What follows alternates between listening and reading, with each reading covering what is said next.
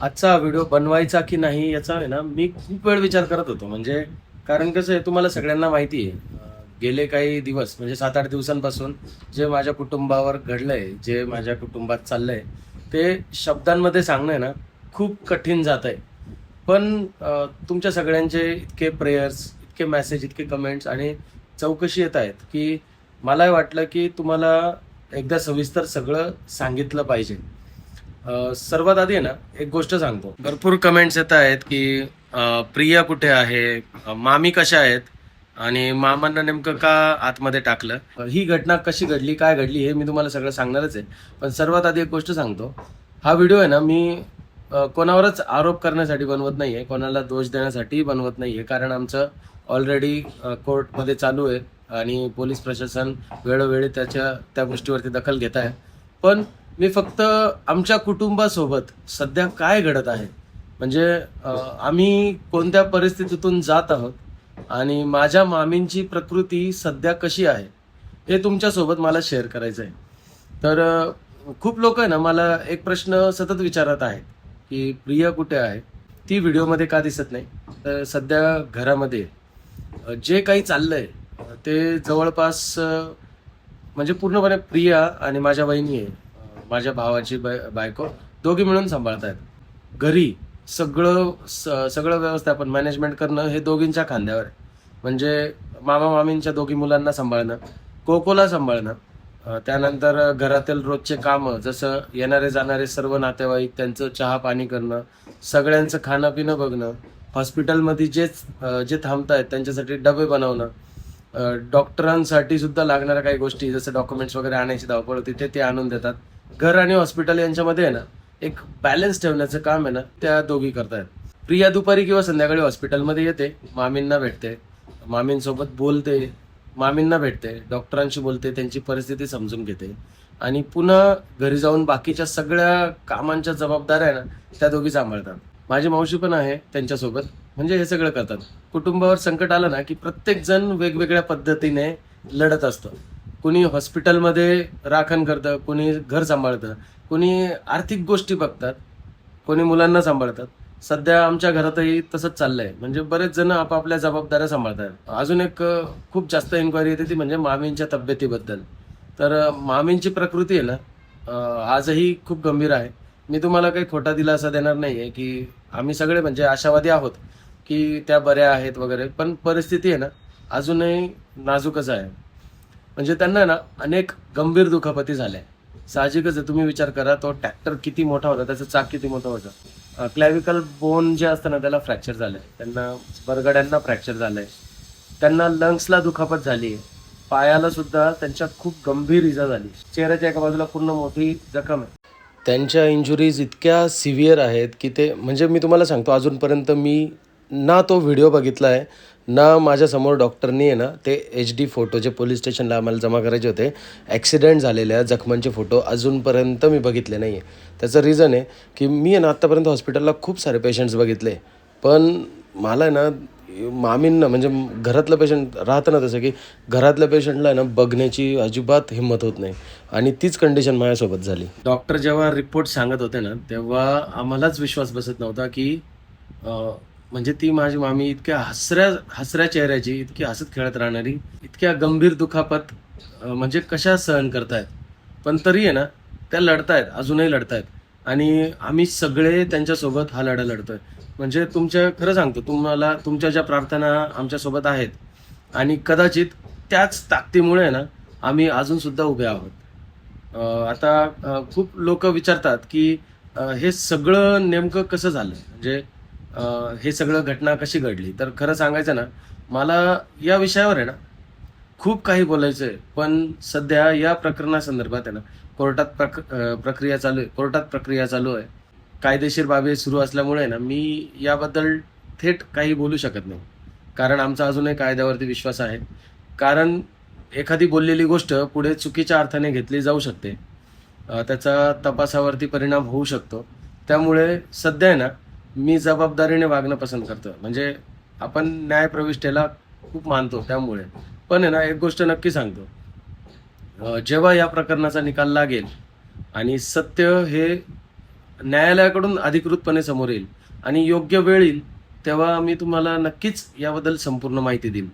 पण जे सध्या मात्र फक्त जे सार्वजनिकरित्या उपलब्ध आहे, जसं की न्यूजमध्ये आलंय किंवा मग मामाची मुलगी सलोनी ते सांगू शकते, तर ते मी तुम्हाला पुढे दाखवतोच.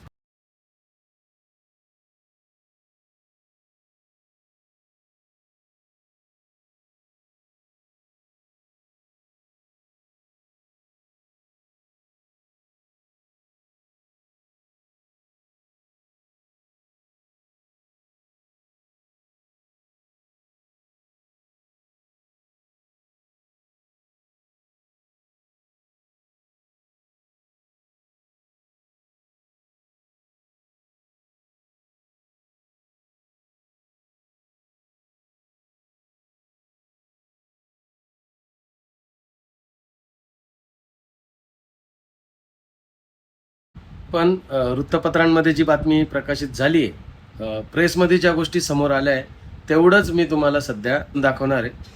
म्हणजे ज्यांना माहीत नाही काय घटना घडली ते तुम्हाला समजेल की काय आहे. एक गोष्ट मी आहे ना मनापासून सांगतो, की जी व्यक्ती घरात सतत नेहमी हसत होती, जी प्रत्येकाला फोन करून विचारायची, जी प्रत्येक सण, प्रत्येक वाढदिवस आणि म्हणजे आमचं घर ना खूप हसतं खेळतं होतं खूप. तुम्ही बघितलं असेल माझ्या मामींना, डिंपलवाली मामी म्हणून त्या प्रसिद्ध झाल्या होत्या. सर्वात आधी आहे ना कोणाच्या कार्यक्रमात त्या पुढं असायच्या आणि हॉस्पिटलच्या बेडवर आहे ना त्यांना अशा अवस्थेत पडलेलं बघून आहे ना म्हणजे खूप कठीण आहे आमच्यासाठी हे. मामींच्या हसण्याचा आवाज आहे ना अजूनही म्हणजे आम्हाला घरात जाणवतो. बाबू बाबू बाबू हे काय बापरे. मी म्हटलं माझ्या मामी सारखी कोण पोरगी आली इकडं. त्या घरात असल्या की ना घरात एक म्हणजे आमच्या घरात ना एक वेगळीच ऊर्जा असायची आणि कोणी जर नाराज झालं तर त्याला ते हसवायचे. त्यांच्या हसण्याने ना सगळे बोलायचे की तुम्ही खूप मोठ्याने हसतात. कोणाला काही अडचण असली ना तर सगळ्यात पहिले मदतीला जायचे. आता मी तुम्हाला माहिती आहे जवळ साधारण 8 ते 10 महिने झाले मी घरीच आहे आणि मला सतत त्या विचारायच्या फोनवरती की आकाश, माझं नाव टोपण नाव आकाश आहे घरी. सो मला ते बोलायचे की आकाश काहीही अडचण असेल ना तर तुमची आई जिवंत आहे अजून आणि ती आई असल्यावर आहे ना तुम्ही रडायचं नाही, हारायचं नाही कधीच. तुम्हाला कधी कसली मदत लागली, पैशांची असो की कसलीही, तुम्हाला काम नसेल होत अजून तर माझ्याकडे या, इथे राहा. मी तुम्हाला अजूनही, तुम्ही माझ्या घरातले मोठा मुलगा आहे, तुम्ही या, तुमचं सगळं मी बघेन. पण फक्त टेन्शन घेऊ नका, कारण तुमच्या चेहऱ्यावरती टेन्शन दिसत नाही. सतत त्या हेच बोलायचे तेव्हा. आणि म्हणजे सांगायचं काय तर घरातल्या प्रत्येकासाठी आहे ना त्या कायम उभ्या राहिल्या आणि आज आहे ना त्याच व्यक्तीला इतक्या वेदनेत बघताना आहे ना आमचं मन खूप तुटतंय.